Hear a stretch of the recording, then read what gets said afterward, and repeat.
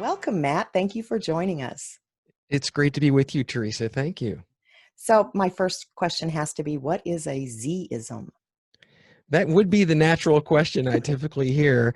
Well, naturally, it's affiliated with my last name. I do have a thing for the Z. For your international listeners, I guess we'll have to pay heed to the Z. It's the same letter, and we're really talking about those experiences that we have through our lives that when we share them can make a positive impact on others. So those can be pearls of wisdom and even things that our parents passed down to us. And so we might think, well, it's a quips and quotes, but it's a full-fledged book, and I'm I'm hoping that it will invite people to also share their own insights to live by. Great. So, I have to ask you because I know early on you start talking about earned confidence. So, can you describe Right. what that is? Yeah, it's really at the foundation of the book, the fact, the logic that wherever we are in our lives, we're still here. We've made it through everything that we've been through, and it's a reminder to trust ourselves and that we're capable of overcoming everything that we're dealing with now and everything that is coming our way, because that's what we've always done. So the importance of it is a reminder just to ground yourself so that you're not caught up in worrying and being anxious and the negativity or making assumptions, the things that really take you out of the present, when you can just deal with the real. And how do you, if you were explaining to someone how to do that or how to practice that, what would you tell them? Well, the first thing, and I think the worrying is really at the heart of it, because that's really a habit. I mean, babies aren't born worriers, and it's not. Sometimes it occurs in our subconscious. We don't even realize that we're doing it, and sometimes it's very overt, and we get caught up in it. And so, if you can't catch yourself, the way to do it is you have to look at the situation of whatever it was that you were worried about when it doesn't happen, and then reflect back and say, well, what did I do to myself? What was all that negativity that I put myself through unnecessarily? And possibly what did I do with anyone else in terms of expressing and sharing that, because of that personal responsibility we all have about our energy. And that's the negative and the positive are true. So that's how you train yourself, is to remind yourself how you got it wrong. That's great. That's great because, of course, mindfulness is really paying attention to our thoughts, but we get distracted. So that's a great tip to try to go backwards and look and reflect on what you did in the past. That's perfect. Thank you.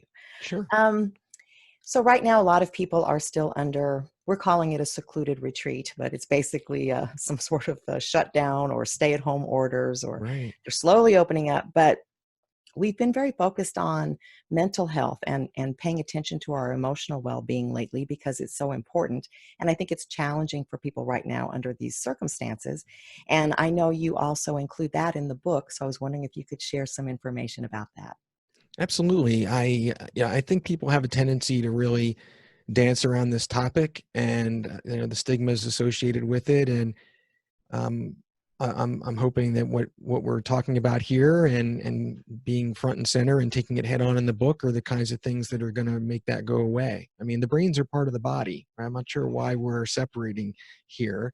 And I also don't think that anyone is really spared, either themselves or someone in their family, very close to them, going through life without some kind of mental health event occurring. And for me, uh, one of the disclosures in the book is that I have had to contend with depression since my teens. I didn't exactly inherit the best gene pool along these lines, but it's something that you have to be so mindful of at all times, just because of being so susceptible to really kind of sinking into that quicksand, as it goes. And I think that a lot of people are susceptible right now with the situation, and being taken out of the structure that they're used to in their daily life. One of the things that's, from a practical standpoint, I try to do is like the 3-day rule, so that I know there might be a bad weather day or something will happen that I feel like I'm punched in the gut and get knocked down and have to get back up. But that's just part of life. But if I get to that third day and I really feel myself sinking, I have to take action. And that might be creating structure for myself, or working out and getting my endorphins up, or reaching out to people who I know are going to lift me up. I mean, we're talking about coping skills, but you have to take that action is the main thing. And sometimes we're talking about it here, but I can tell you from experience, it's much easier said than done. And I'm sure other people can relate to that as well. And if you do get to the point where you're feeling that you're sinking deeper than it is you can get yourself out, I mean, one of the things that I guess is a slight silver lining is that telehealth is now a lot more accessible. So people who had that stigma about reaching out, or going, the proverbial lying on someone's couch, that's gone away now. You can get a professional to talk to, and really, that's what I would encourage people to do if they have any question, particularly if they're having trouble keeping themselves safe. Yeah. Oh, I agree. I agree. I think a lot of what happens with a lot of our listeners is there's a range, of course. So I know we have some people that are isolated and may be suffering from depression. We have a lot of people that it's more a matter of emotional mood more than, say, a clinical depression. Right. And a lot of it is coming out or being expressed through things like getting angry about people breaking the rules, or getting mad because the store doesn't have what they want. It's expressing itself in anger, but it's really fear or sadness that's coming out that way. And so we have been talking over the past few weeks about judgments and perceptions, that we have some control over how we view something. And I know you Sure. cover perceptions in the book as well. So Right. again, could you share something Yeah. about that? Well, for better or for worse, Teresa, we only have control over ourselves. Yeah. And sometimes for worse in terms of what you're describing.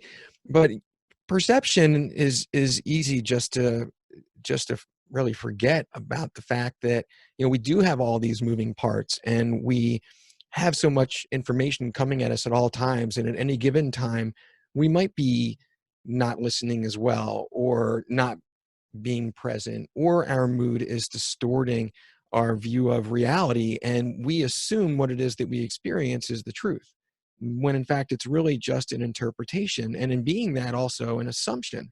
So it's very important, just as rule of thumb, or just to keep in mind, to give yourself the benefit of the doubt and give others the benefit of the doubt. And particularly if you're feeling down and you're so much more susceptible to beating yourself up, and it's that's also part of earned confidence. Why be anything less than kind to yourself? Right? Start there. That's really the at the foundation of all of it. So when we look at earned confidence and mood health and perception, these are all filters that we're constantly having to adapt in our perspective on life. And you always have to seek objectivity. And one of the ways that we talk about doing that is we have a tool in that chapter called a perception snapshot. It's very simple. I mean, you don't have to see it to get that. You might have a left column where you're isolating things like, my basic life needs are met, I'm healthy, my family's healthy, thank goodness. And you're going to have a positive, and you go down the list, right? Your relationships, your finances, your work-life balance, whatever that is to you. And on the right, you've got that positive and negative column. And just in that any given moment, you're going to feel differently. You can see the same exact set of circumstances in very different ways at any given time. Well, what is that snapshot? And hopefully you can say, well, my basic life needs are met and people are healthy. That's right. You got food in the fridge, and you can feel, be grateful, right? We're rooting ourselves in gratitude here. That certainly is at the heart of all of the things that we're already talking about. And then everyone's going to have things in the negative column, but step back and ask, this is just now, and rely on your earned confidence. And there is a situation here where there's just no other way but through, but you're going to make it through. Even if you don't have the answer now, you'll find the answer, right? We're survivors. So having that confidence in yourself and knowing that that's going to be the case, just take a breath and put things in perspective. Excellent. Yeah, we do a lot of breathing. We do a lot of breathing on the podcast, and we I do a like lot of it. breathing in the workshops. Yeah. Um, so one of the other areas that you cover in the book is really related to swimming with the current. And I love that analogy because I think we spend a lot of time fighting against the current, which is, Right. from my perspective, kind of fruitless. And so I'm wondering if you could share your wisdom about what it means to swim with the current. Well, I think that everybody who's into mindfulness can certainly relate to the more it's an individual experience. And the more that you, at least for myself, that I ground myself in gratitude and I'm staying present, the more I'm in alignment, the more that I experience that feeling of being in the flow. And this then elevates into things like the law of gratitude or law of attraction rather. And it really is fueled by gratitude. But when we're talking about swimming with the current, there are a few applications. So for one, just through life experience around swimming against the current, and it could be a job, it could be a relationship, it could be a conversation, it could be just any circumstance, and you get that feeling of, banging my head against the wall, or I'm pushing the boulder up the hill, right? Whatever that is, the swimming against the current feeling, all those metaphors, it's like an alarm. You have to stop and ask yourself, what does it mean to turn around? What is the opportunity that, because I think all of us can apply our will in a certain way to try and get our way. And when that's not working, it's, there's, what else can you do but turn around or drown? So it's really important to be mindful of that and be self-aware so that you can do that. And then the other application, which uh, I think is also very practical, is in relationships, like with my wife, Erica. We always know who the current is. That's like the domestic version of going with the flow. And it's a relief, who does what, and just dividing and conquering. It is very much about being, in the partnership of it. But when you apply the swimming with the current aspect to the relationship, it really does keep things a lot more smooth. So hopefully that's something that people can relate to and will find helpful.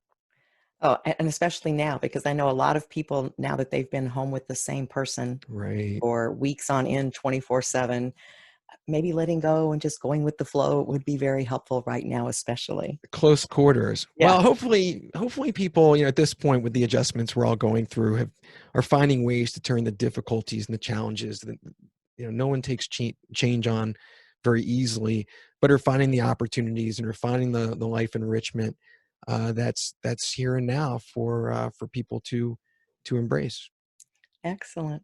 Well, I love all of that information. I think it's very helpful. I hope people really take it to heart. And I guess I would ask you as an ending question, just when you are feeling, I don't know, frustrated or anxious about conditions, because I think all of us, even those of us that practice mindfulness all the time, we're human and we have our ups and downs. And so most of us have a toolkit of what we go to get us back to that grounded state or centered. And I'm Sure. just wondering, do you have one? Do you have a favorite go to that you use when you start to feel yourself veering off a little bit? I do. On one hand, I do routinely practice light meditation and breathing, and so but that's an ongoing thing. To your question, I really try and find triggers in my day to remind myself around gratitude and just to take me out of, having my head down and whatever it is I'm doing, or that situation that you described, being frustrated, to just step back and almost go into that perception snapshot mode, or find something in particular. So as soon as I put my feet on the floor in the morning, I'm thinking about gratitude. If I catch 11:11 on the clock, that's a trigger for me. That's chapter 11. I have a thing for 11:11, and just embedding those kinds of things into my day, so that it keeps me on course and not allow myself to get too far off course. Fantastic. And I hope that everyone is well in your family. You're in Pennsylvania? Yeah, near Philadelphia, everybody's doing great. Thank Good, you for good. sure. Excellent. Well, I want to thank you so much for joining us. It's been a pleasure. Likewise. Thanks so much for having me. Thanks to your listeners Thank you. Stay well. and you.